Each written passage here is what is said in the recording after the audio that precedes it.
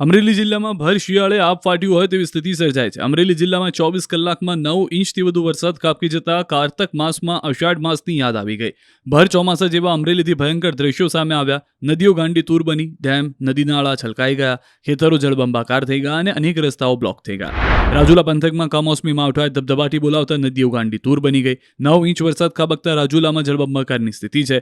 એવો વરસાદ પડ્યો કે ભર શિયાળે રાજુલા થાતરવાડી ડેમ બેના એક સાથે 19 દરવાજા ખોલવાની ફરજ પડી, જેથી નીચાણવાળા ખાકબાઈ, હિંડોરણા, વડરામપરા, કોવાયા, ઉચેયા, ભેરાય, ભચાદર સહિતના ગામડાઓને એલર્ટ કરાયા તો પાણી જોડાતા ખાકબાઈ ગામ પાણીમાં જોવા મળ્યું. ખાંભા ગીર અને ગામડાઓમાં જળબંબાકારની સ્થિતિ સર્જાઈ. 2 દિવસથી અવિરત આકાશી આફત વરસતા અહીં નદીઓ અને નાળાઓ પણ ફરી એક વખત રૌદ્ર સ્વરૂપ ધારણ કરતા જોવા મળ્યા. ખેતરો જળથી તરબોળ થઈ ગયા.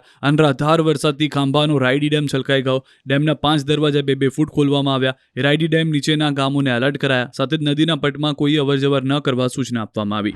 ઓવરફ્લો ડેમના દ્રશ્યો સાવરકુંડલા પંથકના છે. મોડી રાતથી આફત વરસતા સાવરકુંડલા નજીક આવેલ હાથસણી ગામે શેલ દિદુમલ ડેમનો એક દરવાજો ખોલવામાં આવ્યો. ઉપરવાસમાં રૂગનાથપુર, ખોડી, સમઢિયાળા સહિતના ગામોમાં ભારે વરસાદના કારણે ડેમમાં પાણીની ભરપૂર આવક થઈ, જે કારણે ડેમના દરવાજા ખોલવા પડ્યા. બીજી તરફ રાજુલાના ચોતરા ગામની નદીમાં ઘોડાપુરની સ્થિતિ સર્જાઈ. ગામની નદીમાં ઘોડાપુર આવતા રોડ પર પાણી ફરી વળ્યા, જેથી અવરજવર બંધ થઈ હતી. ત્યારે જ એક મહિલાને પ્રસૂતિની પીડા ઉપરથી 108 એમ્બ્યુલન્સ બોલાવવામાં આવી હતી. જોકે બ્રિજ ઉપર પાણી હોવાથી એમ્બ્યુલન્સ પરત મોકલવી પડી અને મહિલાને જેસીબીમાં બેસાડીને ડિલિવરી માટે લઈ જવાઈ હતી. બીજી તરફ અમરેલીની સુરજવાડી નદી પણ 2 કાંઠે વહેતી થઈ હતી. રાતભર આકાશમાં આફતરૂપી પાણી વરસતા સ્થાનિક નદીઓમાં ઘોડાપુર આવી ગયા હતા. ફુલઝર અને લીંબાળા સહિત માલણ નદીમાં પૂર આવ્યું તો મોટાભાગના ભમોદરા, ધોબા અને જાબડામાં પણ 5 ઇંચથી વધુ વરસાદ વરસી જતા ખેતરો જળથી તરબોળ થઈ ગયા. ખેતરો જાણે નદી બની ગયા હોય તેવા દ્રશ્યો સામે આવ્યા. કપાસ, મગફળીના પાથરા પલળી ગયા.